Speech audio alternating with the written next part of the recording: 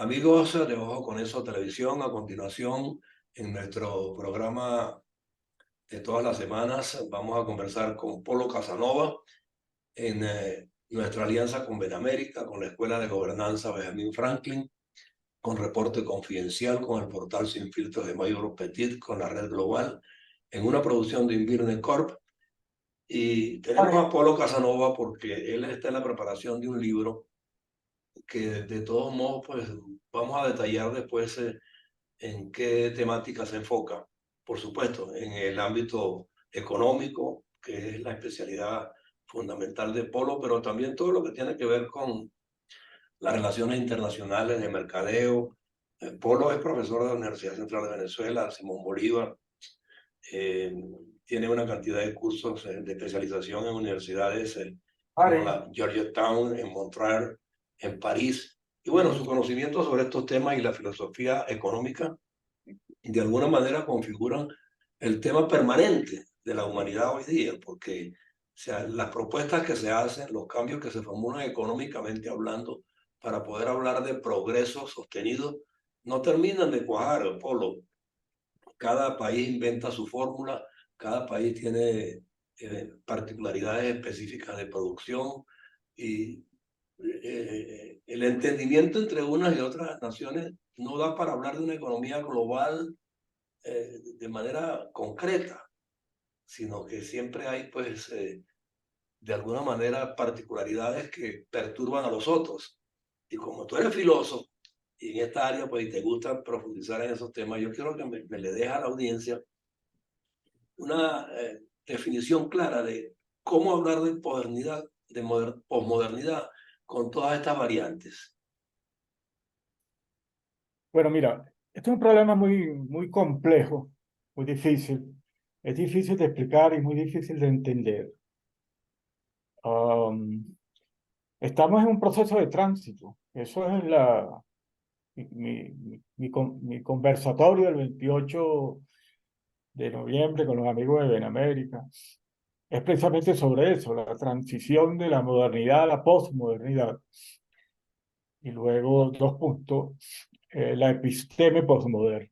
Entonces, vamos a tratar de dar simples cápsulas, pastillas, cosas muy concretas, porque el resto lo dejo para la conferencia del 28. Okay. Eh, Básicamente es lo siguiente.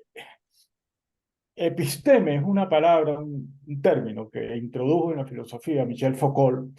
Michel Foucault es un filósofo francés, murió en 1984, para mi gusto, de los mejores filósofos franceses del siglo XX. Y uno de los mejores filósofos del siglo XX también. Y episteme refiere a un cuadro imaginario, igual como un avión que va de Bogotá a México, transita por una autopista imaginaria. Esa autopista no existe. Entonces, es un cuadro imaginario donde nosotros nos podemos mover libremente, pero no podemos salirnos de él. Y ese cuadro imaginario nos determina, nos conforma una cierta manera de comportarnos, de pensar, de reflexionar sobre el mundo y sobre la situación que nosotros observamos dentro de nuestra vida diaria. Ese cuadro imaginario está conformado más o menos una suerte de cuadrilátero. Cuadrilátero es una manera de hablar, no es así, pero una manera de tratar de que me entiendan bien. Que por un lado están unas categorías filosóficas, por otro lado están unas meditaciones metafísicas, por otro lado están unos primeros principios metafísicos y por otro lado está una lógica. Entonces, esas cuatro determinaciones conforman una episteme, que es como lo llamó Foucault, que determina y nos determina a todos, incluso está durmiendo la manera como nosotros pensamos, como reaccionamos, como actuamos.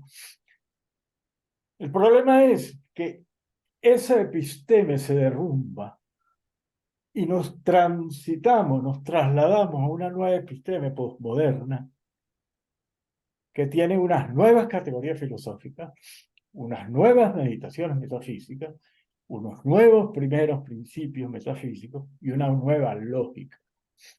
Y la transformación es de tal naturaleza que en la civilización occidental, desde el siglo VI antes de Cristo hasta hoy, solo ha habido un solo cambio epocal.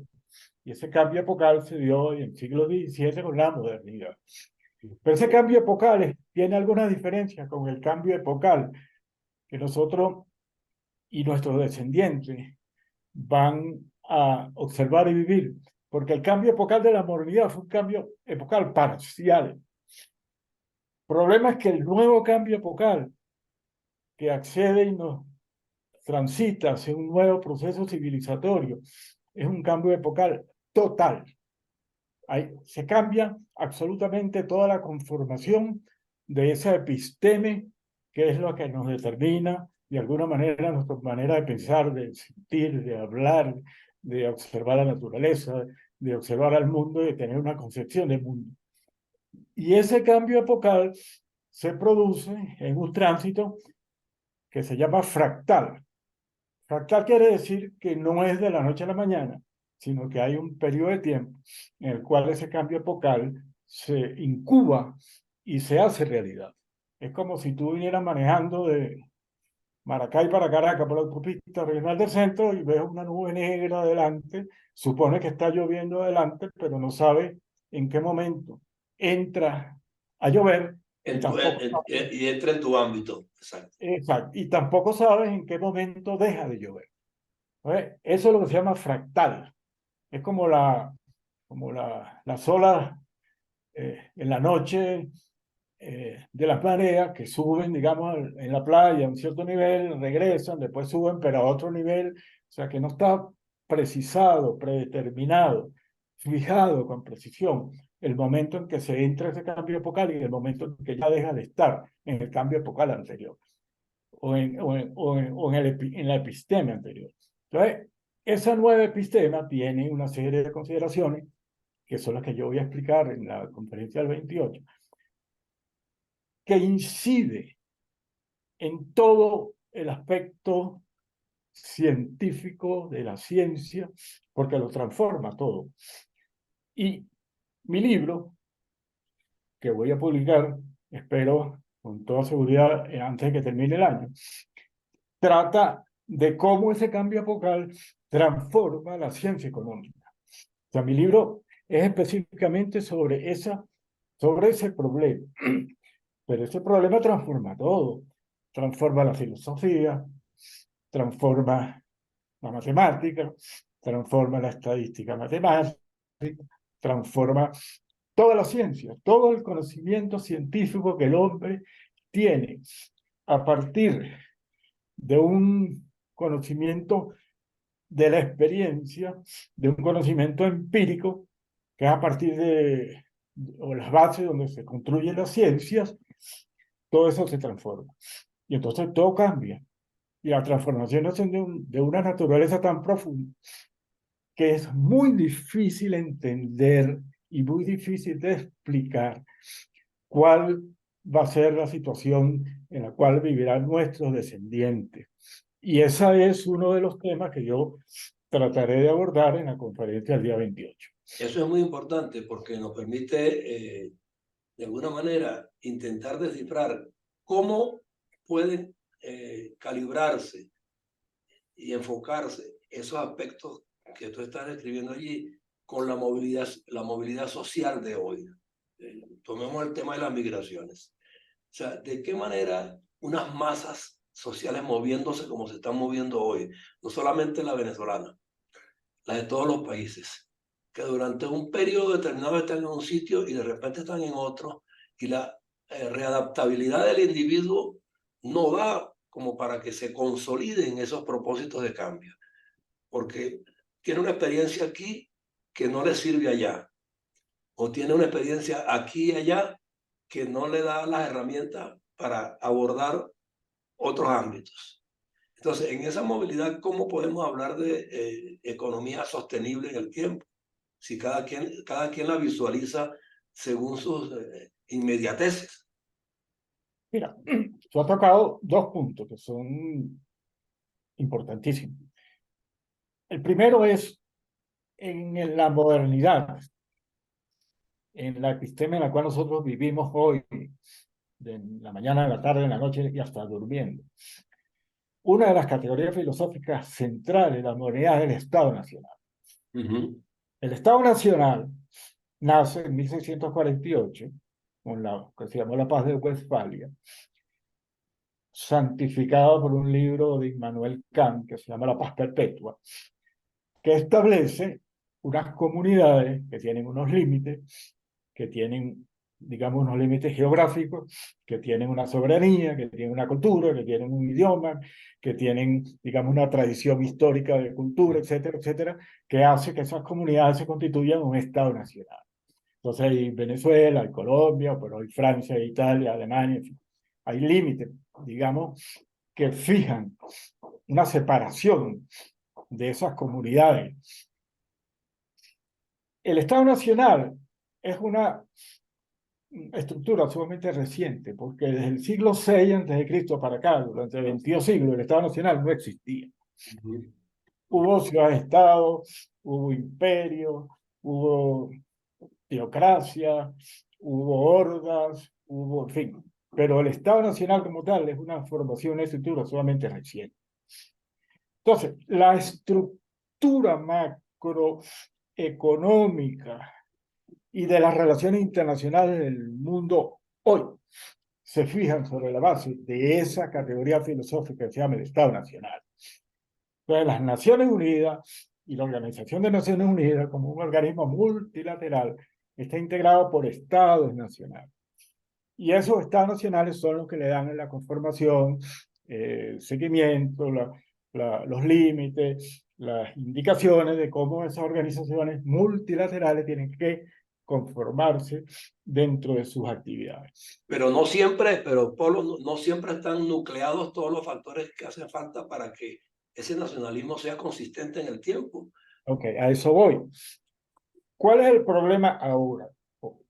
Y en el tránsito dentro de los próximos años, próximas décadas, que la estructura de ese Estado nacional, como nosotros la concebimos hoy, se desmorona, se disuelve. ¿Y por qué se desmorona y por qué se disuelve? Y hay dos factores. Uno está muy bien explicado en este libro, que está aquí, de mi amigo Moisés Naín, Fin del Poder. Okay. Porque aquí Moisés aborda bastante bien el problema de por qué el Estado Nacional se debilita. Pero esto es solamente una arista del problema. La segunda arista del problema viene porque la nueva estructura económica que surge a raíz de esta nueva episteme se presenta como la develación de un nuevo sector económico productivo y material virtual que produce bienes digitales y materiales virtuales, que es lo que tú y yo estamos haciendo en este momento. Exactamente. Tú y yo nos estamos comunicando, que tú estás en México y yo estoy en Bogotá, pero nos estamos comunicando en la instantaneidad. El tiempo está en un solo plano. Tu tiempo y el mío es el mismo. Porque si yo me levanto la mano así, tú ves que yo estoy levantando la mano así, aunque esté a 8.000 kilómetros de distancia de donde tú estás. Entonces, ese nuevo sector económico productivo y material virtual digital que produce bienes digitales y materiales virtuales transables, que son lo que tú y yo estamos haciendo en este momento, porque estamos produciendo un valor económico inmenso en nuestra conversación. Y en este momento hay en el mundo 2.000, 3.000, 4.000 millones de personas que están haciendo lo mismo, creando bienes digitales y materiales virtuales transables. Ese sector económico va a ser el sector económico más sólido, más pesado, más aportante al Producto Interno Bruto de las economías del mundo. Pero esos bienes transables nuevos que estamos creando en este nuevo sector económico productivo son inmateriales. son inmateriales, transitan por el aire, transitan por una nueva cadena de montaje virtual digital.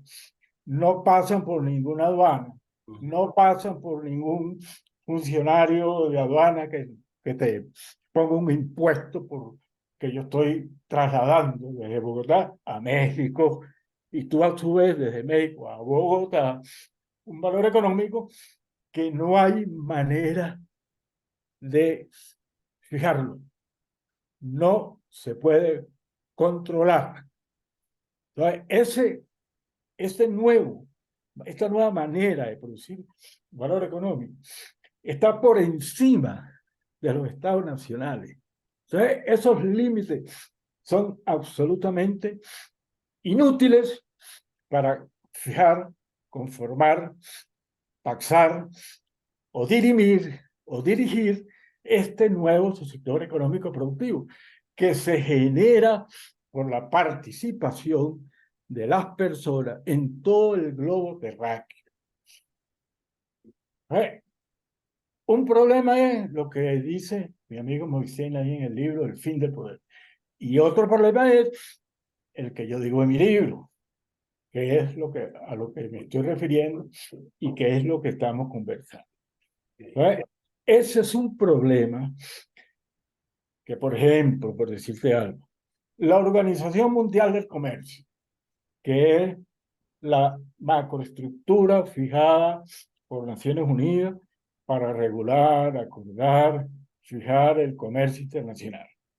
En el pasado, los países se reunían para fijar normas sobre aranceles, vamos a decirlo así, y se reunían para fijar normas sobre barreras no arancelarias.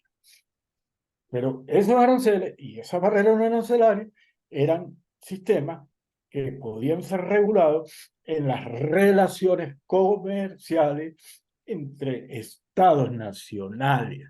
El problema está en que la Organización Mundial del Comercio ni las Naciones Unidas no lo tienen ni siquiera pensado en cómo pueden regular este comercio que tú y yo estamos haciendo en este momento. Polo, eso está pasando esto no solamente con los bienes transables, sino con la justicia misma. Exacto, pero está pasando también con las migraciones. Por eso cuando tú hablas del término migraciones, se ajusta al problema que está pasando. Claro.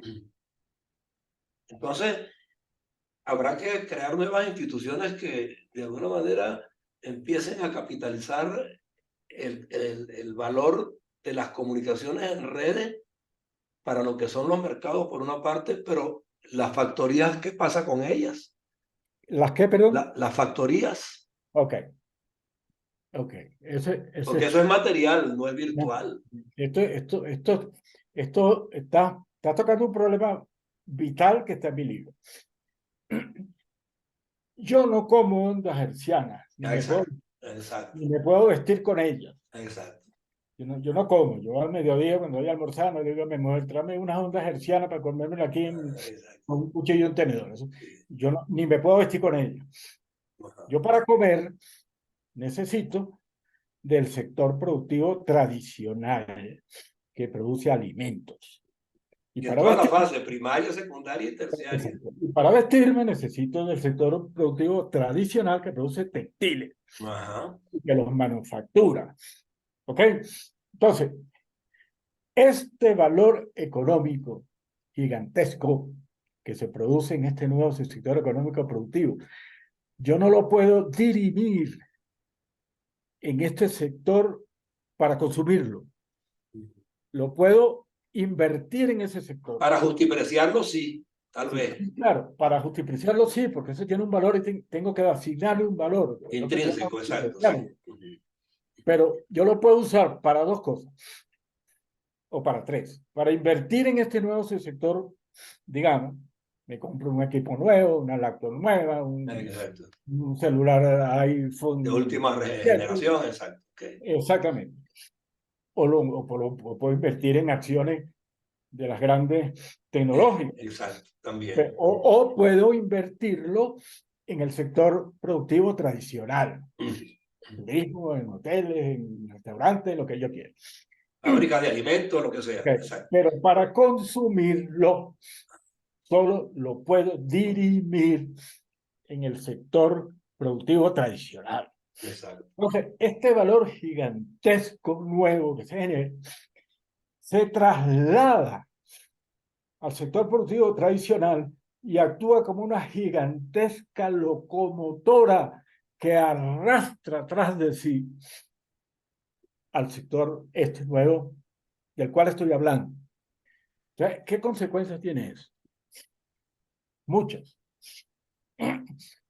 Primero, transforma la ciencia económica, transforma la concepción de la ciencia económica, transforma la definición de lo que es ciencia económica, deja atrás todo el fundamento que hoy utilizan para enseñar en las universidades en este momento en que tú y yo hablamos de ciencia económica.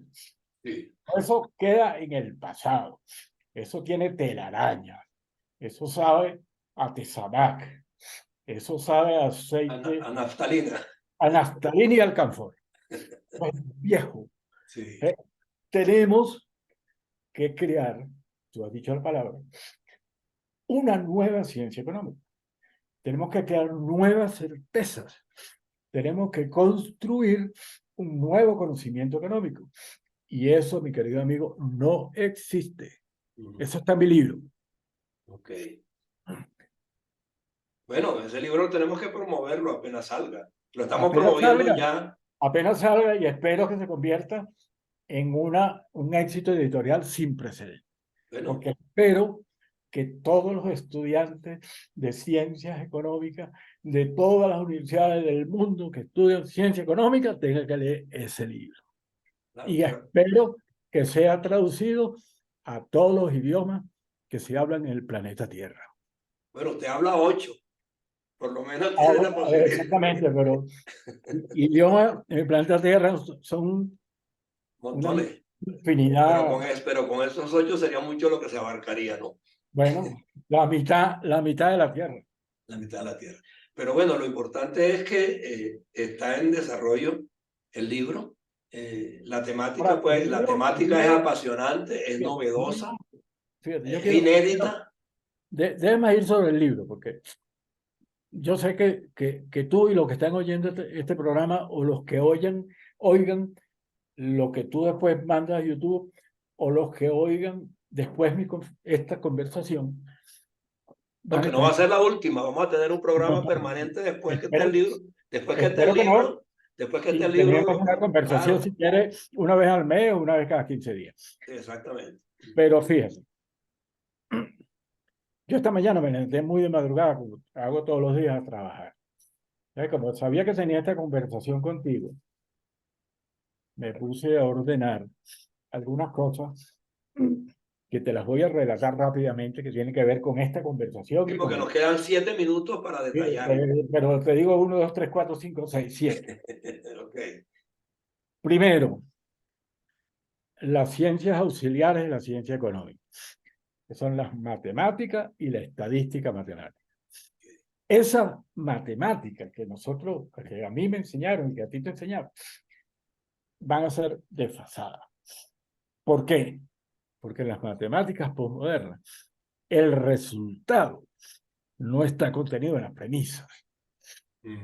Eso requeriría de una aplicación mucho más amplia, pero lo dejo ahí. La estadística matemática igual, porque la estadística matemática que me enseñaron a mí en la Facultad de Economía de la Universidad Central de Venezuela, donde yo estudiaba hace 60 años, es una estadística matemática lineal. Lineal. Y eso desaparece. Después hay un problema con la definición de ciencia económica que nosotros aceptamos, que es la que nos dan en la universidad.